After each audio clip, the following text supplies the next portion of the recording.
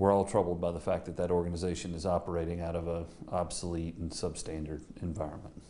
Spartanburg city leaders may need to raise taxes to get a new fire department headquarters. Officials say the current facility is too old and limits how many women can actually work a shift. And they say the officers aren't accessible for people in wheelchairs. 7 News' Nikel Smith has more details on how they want to change all this. Nikel. Well, Tom and Amy, despite all those problems, the department is among the highest rated in the entire country. The city is now looking at its budget to see how they can get a new headquarters. There's no way to make this part of the building ADA accessible. As Chief Blackwell showed us around the Spartanburg Fire Department's headquarters, If you look at the trucks and the ceiling height, the problems kept piling up. there's no ventilation to get all the odor out. So we use the fan to keep it moving. It also helps keep the unit dry to cut down on mold and mildew. City leaders are looking into getting a new headquarters because the current location was built in 1961. When this building was built in the 60s, no one anticipated female firefighters. So even the bathroom's set up for a male.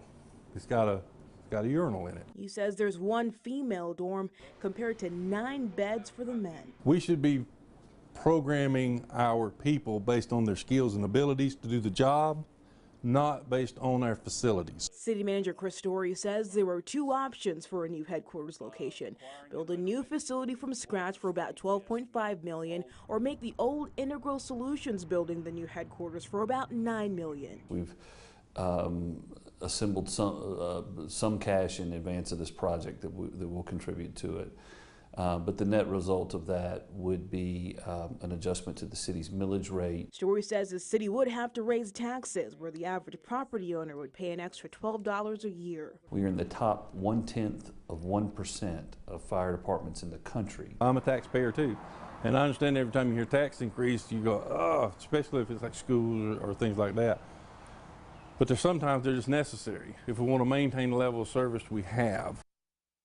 And the chief says departments in other parts of the country have actually had lawsuits brought to them because of that inability to house more female firefighters. So that's something they're trying to avoid, Tom. Boy, it sounds like they've outlined a lot of issues they need to overcome with that station, but the height of the fire trucks even has become an issue too? Right. So they're saying that when they have to get a new fire truck, they have to have a limited amount of companies that they can work with to actually say, okay, we can only build those fire trucks so high. So Yes. it costs them more in that process. So this is all being budgeted, looked at right now, Nikel? Right. So they're having a public hearing on the budget May 28th, and then the first reading is June 10th. All right, we'll see how all that comes out. Thank you, Nikel.